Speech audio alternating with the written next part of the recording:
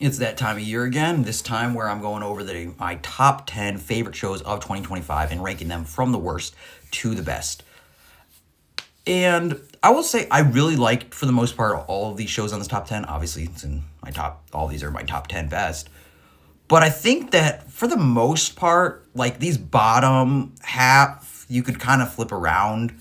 But I say my number one is easily my number one. But and coming in 10th place, we have Wednesday season 2. And I thought that this was a good season, but I thought that it was a step down from the original. But the reason it's still good is really just I like the character of Wednesday. I like her interactions with other characters. I like these side characters like Enid.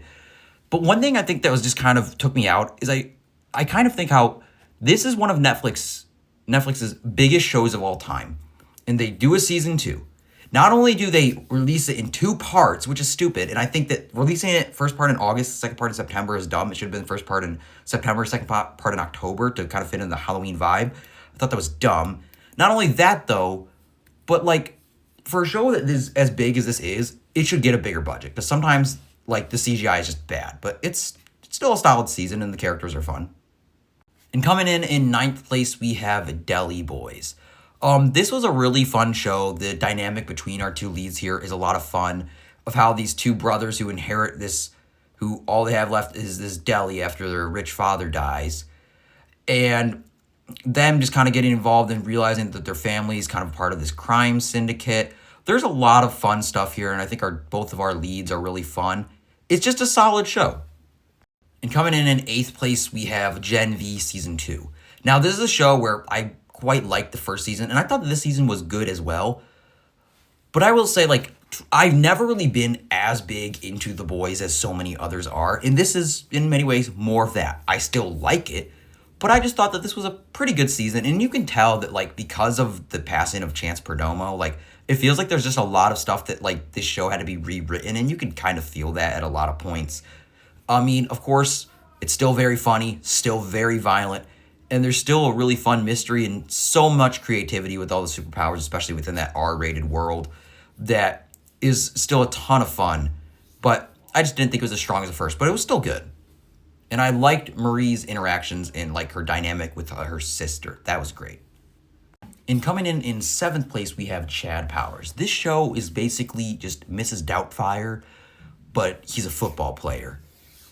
And it's really fun. It's Glenn Powell. You could kind of see why he's becoming a rising star in this show, or just in the world with this show, because he is really funny and he's able to play two uniquely different characters with his like NFL superstar character who like gets kicked out of the NFL and fails, and then he tries to get back in it by becoming a different person.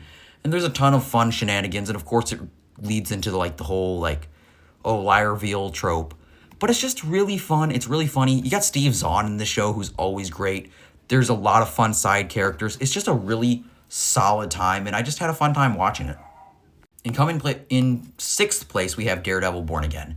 This is a show that I went in with moderate expectations. I love the original show, but I just knew that this show would not be as good. And I was right. It's not nearly as good as the original. But I still thought it was pretty good. I still thought it was solid.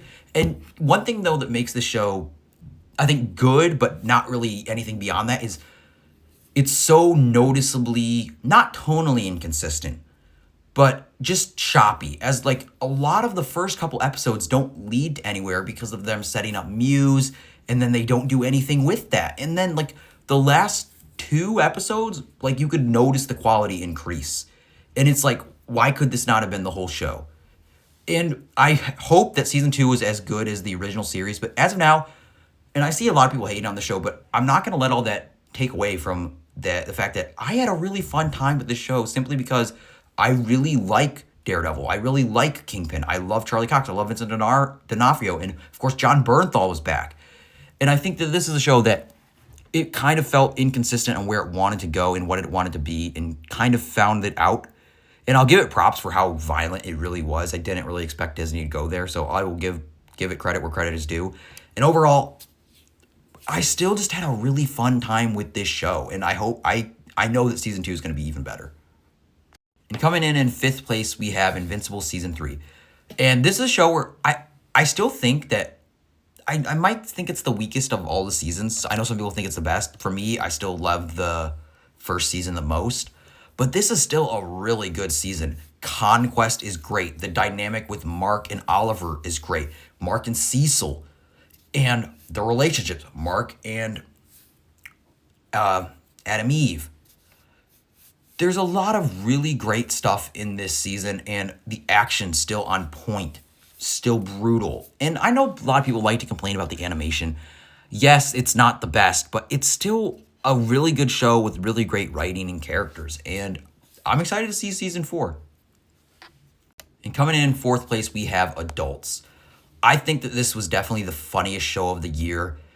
It's basically all these friends in their mid-20s, and it's exactly what it says, who think that they are a lot more mature than they are, who think that they know what to do in the real world, and they don't. Like, it's constantly filled with just humor, whether it's like them acting like they know what they're doing and running into trouble or getting in all these random shenanigans, with a lot of that classic like kind of like raunchy comedy that isn't really as popular nowadays.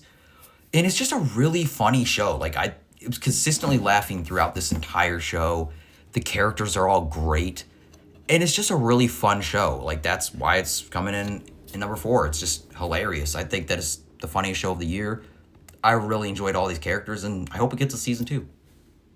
And coming in third place, we have Your Friendly Neighborhood Spider-Man. And I know some people were hating on this show when it came out, but I really liked it. It's a unique take on Spider-Man. Like, there's a Harry Osborn, but he's different. He has new friends with Nico and him.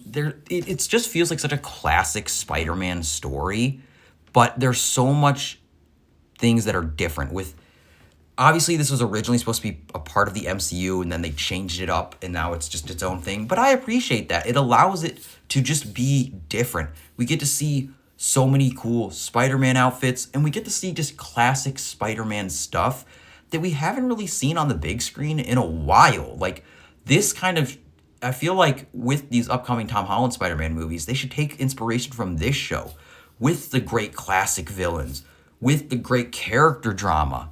There's so much stuff here that is just great, and I really like the new characters. Like I said, I love Nico.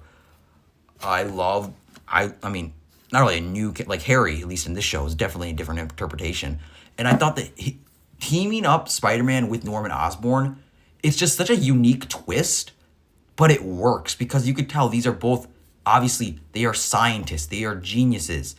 And seeing them work together rather than being villains, than being enemies towards each other, it just puts a unique spin on the whole classic Spider-Man dynamic. But we still have the drama that's relatable. We still have the humor. And there's still a lot of awesome action in this show. And I think that people kind of forgot about the show way too quickly. I thought it was quite good. And coming in second place, we have Hazbin Hotel Season 2.